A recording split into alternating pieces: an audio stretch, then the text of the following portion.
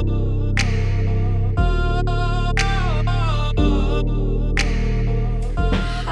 guys, and welcome to Chat to Me podcast with episode 2. Yep, episode 2. I can't believe it's already episode 2. But yeah, welcome to Chat to Me podcast. I am your host, Honey Love, and this is my co-host, Lazy Brilliance. Yes, Lazy Brilliance. So, how are you?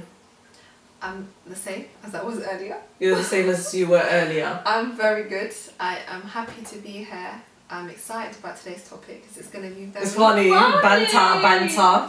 So, what are you chatting to me about today?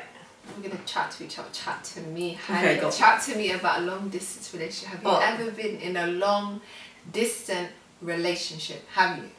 A relationship? Never. No? Never. Really? Seriously.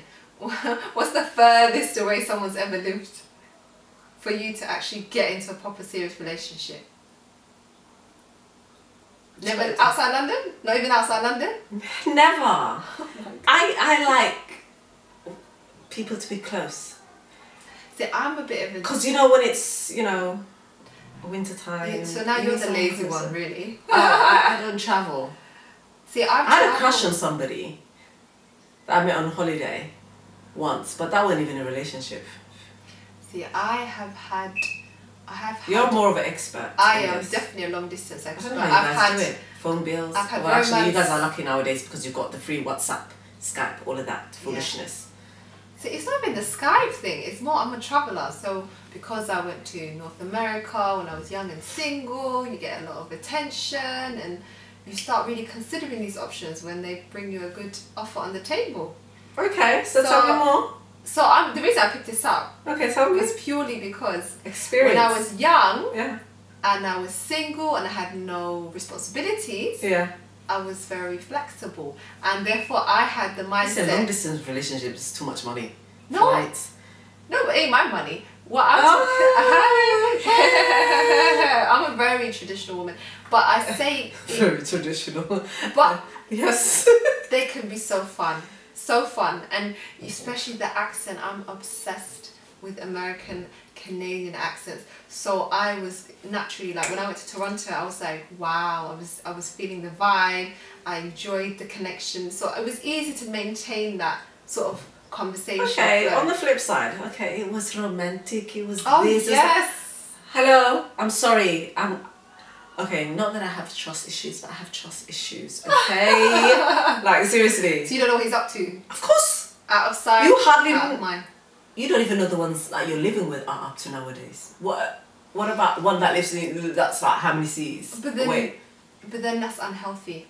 You can't stay awake all night worrying about what someone else is doing. You've got to get on with your day. Live your life and trust them. Trust because But then, I remember there was a saying, my mom says, a man is only your husband or your partner as long as he's under your roof. Ooh. As soon as he leaves the door, he's anyone else's. He's anyone else's. He's there for the taking. He's there for the taking. Well, I like to. I disagree with that one. No, yes, mad. But I can see the logic to it. It's like basically don't stress yourself about it.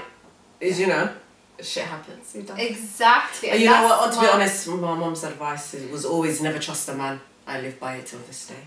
Because then I don't get hurt. So now that's a whole nother topic. Yeah. That's another podcast. You keep doing this. I keep doing this. Okay. Doing this. Okay, back to long distance relationship. Long distance relationship. Okay, pros. Pros of long distance relationship. You got loads of time to get ready for when you see them. Your consistency, when you see someone and you're dating them and they're local, there's always that stress of what you're going to wear, the changing up of the look, the changing up of the style. It's a lot of pressure keeping that freshness. But when you have a long distance relationship, it's exciting. Every time that you see them, it's new, it's fresh. Do you see what I'm saying? Okay, but can I flip it? Can I flip it though? Go on. As a Muslim, girl looking for love in a long distance relationship. Okay, so you've been chatting to this guy for, few months. whatever. God knows what kind of conversations you guys are having on the phone. You know, halal, non-halal, and I don't know, not to do with me. But you meet, obviously, the hormones are up there, physical attraction. How do you deal with that though? Well, logically, I would say... Because if it's a guy that you always see, you know, you can put that because it's someone that you always see, so you can control it. No, the opposite is true. Nah, I think I'll jump on somebody that I ain't seen for ages, because especially when they've been pillow talking and...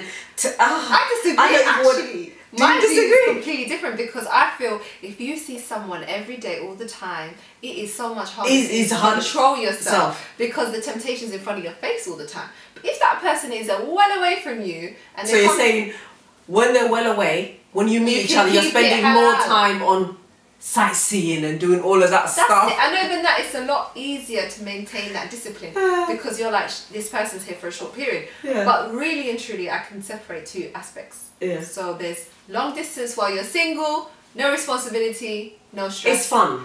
It's like a holiday. Long distance marriage, boy. Long distance though, while you're a person with responsibilities, say for example you bought yourself a house in London and you're trying to talk to someone who lives in China, and that person don't want to move here, what are you going to do? When you have children, that's a whole nother ball game. And I get a lot of girls that message me and they're like, oh my God, I've got kids, he lives in another country, I'm here, and a lot of them, and it's always the long distance relationship where these poor girls are suffering, because how so? He probably doesn't financially support her, and it's actually, to be quite fair, it's mostly girls in third world countries that are having issues when it comes to long distance relationships. So you're not finding girls in the UK are in that situation? I have had a few that were in that situation where they were, because they were in a long distance relationship, they were forced to move to a country which now they're in, like Saudi or whatever, and now they absolutely hate it. Yeah. They're isolated. They but don't is that get along because a lot of the times I hear about these moves, it's husband and wife, they're both kind of religious, they get married here and they decide to shift to a more these girls country. Actually, it's because their husbands are in a higher paid job over there. Okay. So then they move because of financial reasons, and then when they move there, it's, I don't want to be here, I don't want to go there, and then they're not financially capable of coming back and supporting themselves, and then that's where the rifts and all of that comes. See, I think I see all those problems. I mean, I know I've heard of situations, and I marriage is already stressful, living in the same country. But imagine, I had a conversation with someone recently. Yeah. I had a conversation with someone recently that lives in West London. Your timer, check that for me so I can sorry, check. my bad. Yeah. Should I continue? Yeah, go on. Yeah. I had someone very recently argue that West London, East London was a long distance relationship. But it is though. It literally was. Listen, I'm not even lying. When I met, the first question I got was, would you move to West London? And I said, West London? Why? No word of a lie, yeah. When I met Daniel, yeah, and he said, I'm not even lying, and I asked him, yeah, so what's up? You know, we got talking, and I was like, where do you live? You know, it's winter. Nobody wants to travel in winter, because I remember he goes, yeah, I'm here, you know, literally down the road. I was like, what? Walking distance? I've hit the jump.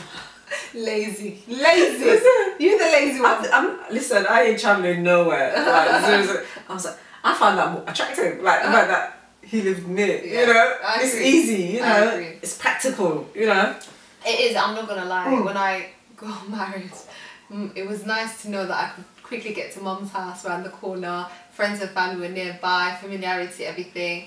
And especially it makes the relationship a lot more easier.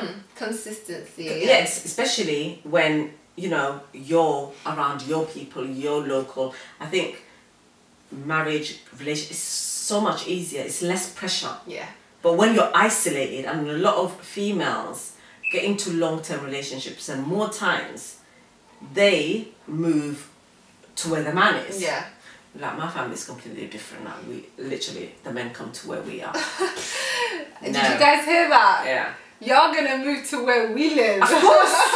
My sister did it. My other sister did it, and these guys were like East Londoners. Yeah. Like way East London, Docklands. Yeah. Now, mate, they're in North Wheezy, Northwest. You know. Yeah. I've done it. Got him out of. Although you didn't really, you got walking distance. That's Still, but to him it was like, oh my god. I mean, I was in Trendy West. I'm in Northwest now. I'm in the hood. I'm in the hood. But you know what it is? I don't see it like that. I see it as what is best for the collective. What's best for the two people coming together and their unit. If they have children, for example. The best is find a man who lives in your country. No, for now. Postcodes. I would say postcode. That's the way to go about it. You say, what's your postcode? At least the same city. The same city. Because even moving from London to Coventry is a big I'll tell difference. you now, I had a conversation with someone years back then. Unless he's moving me to LA. That's the difference. If he was in LA, there you go. See, it depends on the country. Sunshine, yeah. Well, yeah, exactly. It depends. New York, I'll definitely relocate. I actually, no. I had a conversation with someone years back when I was young, and they lived in another city, and one of their main concerns was that I would make them move to London. And I thought, really, is that a big issue?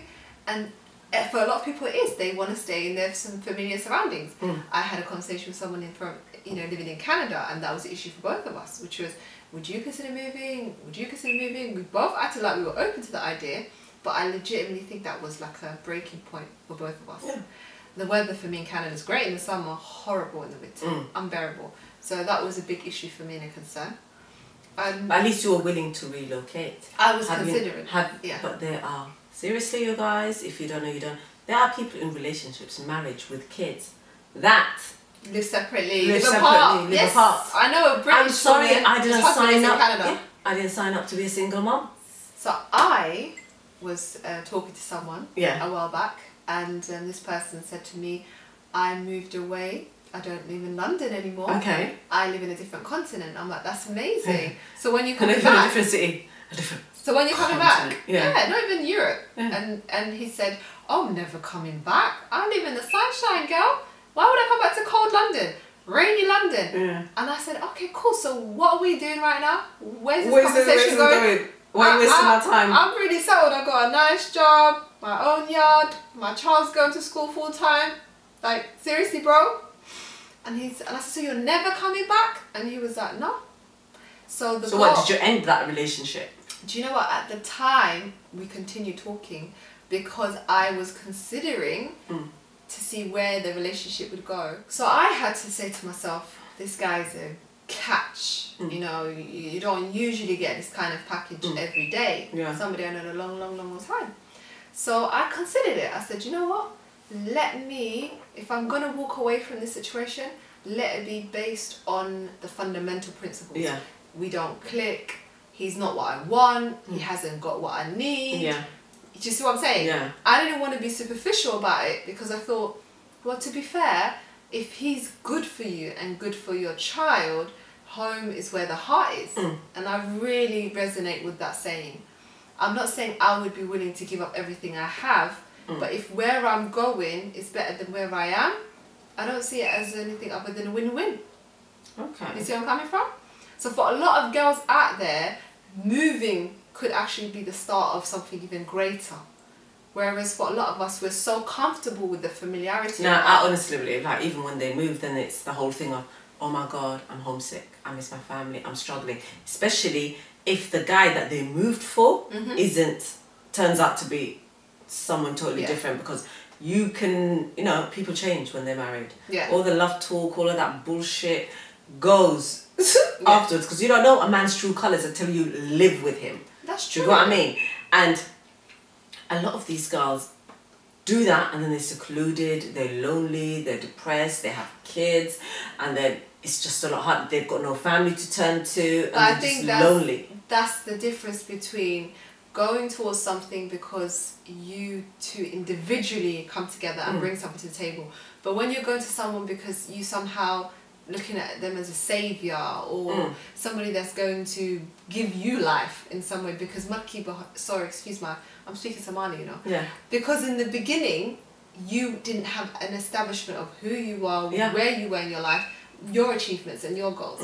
I'm very, very ambitious, and I've got focus, and I have dreams of my own. So wherever I go, I'm not willing to compromise them. I see it as, if I can move to America, Africa. But if that was I will naturally make friends. But you would have made natural friends. You probably found your job already before you moved. There you go. You know, see, you would have been more well prepared. You probably have gone on those meetup apps and found your little network where you're going to meet people. The so you're ready. Social network, so you're ready. The good schools for my child. You know, it's a big thing, but you're an adult. You're supposed to prepare yourself.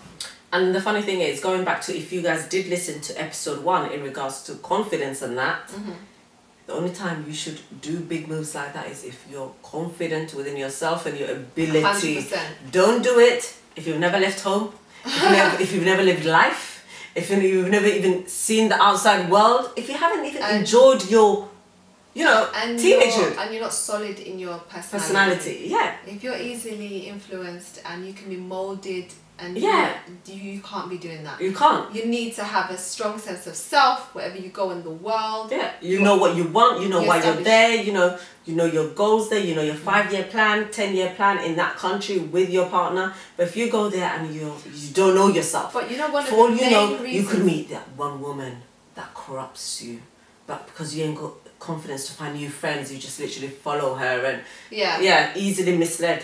And you know, one of the reasons why I believe a lot of girls should still consider long distance relationship. She's still a pro. You know, I'm a diehard romantic. I believe in love. I know me and you clash now. It's a whole nother podcast. But I do believe in it. I believe in love. I believe you can meet someone that is your soulmate. And you know what? If it works, look at your face, man. It's a classic. If it works and this person is everything you've been looking for in life. Sorry. No, but I'm being real. For me, everything I'm looking for in life comes with a very big paycheck as well. Lots of zeros. Oh, definitely lots of zeros. So, and if I'm being real with you, on the realest of levels, you can find someone that you think, you know what, this is not regular. This experience, this connection is on a high level. Is it really something that I want to sacrifice for the averages around me? If that makes sense. Does that make sense? Listen, I find girls, to be quite honest, girls who actually go for the whole long distance, majority of the time you can disagree with me, girls that are probably in their 30s, they're like coming up to their mid-30s, as in me, that haven't, previously married or had bad marriages or whatever, and it comes to that whole desperation where I can't find nobody here. There's no one here. Low blow. It's not low blow. I'm just saying. I'm just saying. Like, I can't find nothing here. But now I have no choice but, go marry the guy in another continent, whether it's Africa, America, whatever. But because you can't find nobody. Well, you're telling me that hot. But I'm telling you, that hot Canadian. I don't care. That's like, hey, my ass. Hey, what? How is that even a desperate act?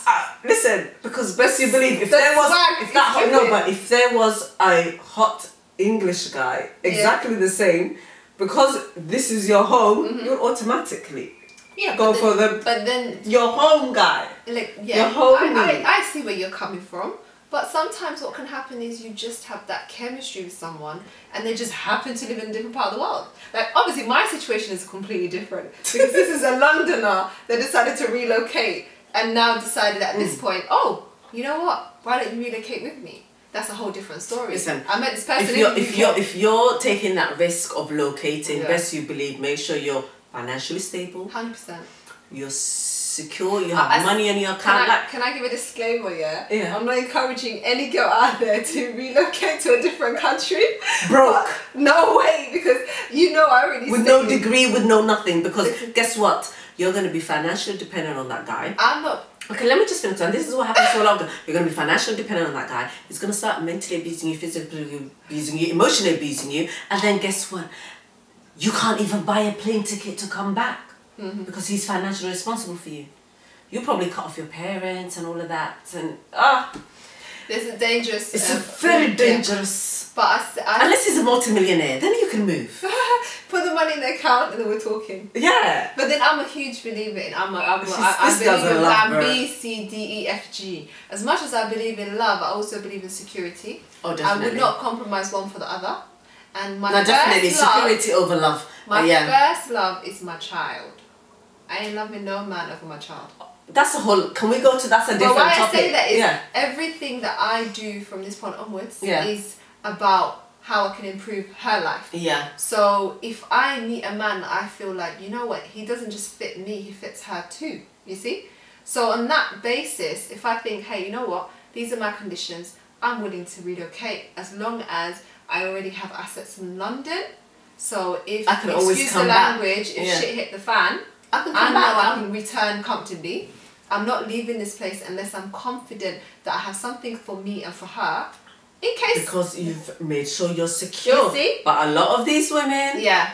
This is my disclaimer. Like this is my disclaimer. Exactly. I'm not promoting anyone to make big moves without having planned it out. Think it through. Long distance relationship can work. It can be productive. And like you said, if you're thinking, oh, it's the only option I have, there's no one in London, UK, nonsense. There's loads of people everywhere. There's plenty more fish in the sea. You just need to learn to, There's too many of them. Too many of them. Too many men. Is that a song? Too many men, too many. I bet it's a whole different lyric, but I just can't remember. I know, I'm terrible. Oh, yeah, well. So your team, no long distance relationship? Oh, hell no. I'm sorry, I can't do that. I think I've got trust issues. I don't even know if it's trust issues. I don't... Speaking of trust issues, I think we need to wrap up the long distance relationship and we need to get into what's trending. Yeah. Because I'm hearing something happened with Drake and a baby. Oh. A secret baby. So you guys, we're going to make sure on the podcast we do a little segment on what's trending or what's going on in the world. Yeah, Drake. So basically what's happening with Drake is well, it's come to light. So basically he was in a rap beef, with Pusha T. So you know when it comes to rap beefs, there's always, songs dropping. So back and forth. So on Pusha T's rap, he basically put it out there that Drake has a child, which nobody knew about. Drake, child who? How old is this child? Apparently this child, I think he's about 2 or 3, I'm not sure, a toddler. And the baby mother is a porn star. Wow. But my whole thing is, from what I've heard around the Twitter and all of that is, Drake financially supports the child. So what's the big deal? If I'm famous and I'm huge or whatever, if I want to hide my child from the limelight, it's your prerogative. It's my choice. It would have been totally different if Drake was not financially supporting that child. That's a big problem, and he's got that money. But then, why do we even care? Because guess what? How many fathers are out there that are whatless, that ain't supporting their kids? Again, it's another podcast. Listen, everything's another podcast now. Come on. At least he's not whatless. He's financially supporting that child. Yeah, apparently, he's even naming that child after his whole new Adidas collection. Wow. So, what's the big deal? Well, you know what? Come on, how many men hide their kids and don't financially support them in real life anyway? Yeah. It's very big in our community. So, I don't really have an opinion on that. I think my opinion really is everybody should just leave Drake alone. Let him make his choice. If he wants to hide his child, as long as he pays his bills, I'm good with it. As long as he's financially stable, paying for the child, he's a good daddy. He's a lot better than so many daddies out there that don't financially support or physically be there. It is what it is. I understand the embarrassment of, you're not choosing to have a child and then it happens out of wedlock or illegitimate or a one-night stand or sex paid or It's a shocking situation. Or a paid job, and she's like, yes, Bingo. I've hit the jackpot. I'm living life. I have drinks, baby. That's it. She's chilling. living life. She's chilling. And so many women do that nowadays. Indeed. Trap them. Trap, yeah. Trap them. Yeah. Pregnancy trap. It's It's a big business. Ladies, don't do it. What else is trending? What's been trending? And I think we've got some serious stories trending now as well. Yeah, but let's not go into the serious. No? What, Mr. Trump and he's... He's caging the kids. It's Yes. serious business, but we can't avoid it. We can't avoid it. I know, it's just sad. It's sad that this is going on in 2018. It's disgusting. It's like, And I don't know how... as a parent as well, seeing those kids. Did you hear the dad that committed suicide? Yeah. And the kids that are gone missing, no one knows where they are. They're not accounted for. And the funny thing is, for all you guys that don't know, there's been migration detention centers for young kids. So when immigrants are trying to come into America and they get caught on the borderline, they separate the kids and the parents. So the kids are in these camps for kids. But then this is where I think it's really sad, because they've separated, it's about 40,000 kids they're saying that are there. So you've separated all those parents and kids. But what paperwork have you guys did to make sure those parents get back to the right kids? No they haven't. So the only thing you're going to do is DNA. But then with all the whole sex trafficking, paedophilia, whatever, I'm just thinking, sorry, like my conspiracy, I'm not a conspiracy theorist, but it's that whole thing of how many kids are going to go missing? How many kids are going to be groomed? Yeah, how many kids are going to be sex trafficked? It's big boy money. Was this a plan to begin with? Like, it's just ridiculous. Why not just send the whole of them back to their country? No, the logic would be, if you want to go harsh on them, just send them back. Yeah, definitely send them back.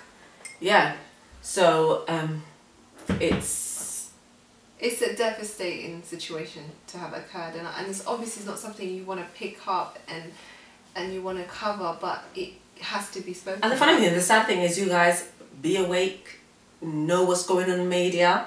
Every time they've got something serious on the news, like the whole immigration centers, they always love to distract you with media stuff, like entertainment. Drake having the baby, Kim Kardashian, the tension, Triple X tension, or I don't know, whatever his name is. Well, yeah. The young man that got shot. Yeah, they're all side things to stop you from actually reading the big newspapers. Not the Sun, not those foolish mirrors or whatever, like broadsheet. And actually standing outside the US Embassy. Yeah, and finding out what's going on. Yeah. And filling out those petition sheets and all of that. And signing. Yeah, but we're all busy in this day and age on, oh my God, Drake, oh my God, this artist died, oh my God, this designer committed suicide. But then But a government that is actually kidnapping kids. Tens of thousands of children from their pets. Could you imagine, as a parent, not seeing your child again, your innocent, vulnerable child? I can't imagine how those parents are feeling. Yeah, it's just... It's enough to make you want to assassinate the entire American government. It's like don't say that, they might come for us. Well, I'll be honest with you, I'm a parent. I'm sure all the parents in the world are feeling the same thing. No, definitely. The shock of it that these are adult parents. Did you see when the press conference was happening and they had, is it Sarah Huckabee, whatever her name is, the spokesperson for the government? You know, the lady with the dark hair? No, I didn't see it. I saw the one with the one that went viral. The journalist went for her and he said, "You're a parent of young children. How can you do this? How can you defend this?" And she couldn't even look him in the eyes. She's trying to actually to go that. Did you see the picture of Mrs. Trump, whatever her name is, wearing the jacket, saying, I don't, something like I don't care, nor should you, something like that, anyway, along those lines. Like, how insensitive.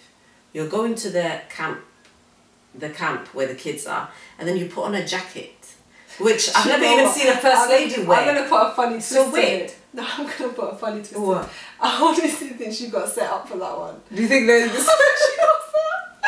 I can't imagine she actually paid attention because that's not even her styling. No, it's not even her styling. English is not her first language. I've seen her wear. English is not her first language.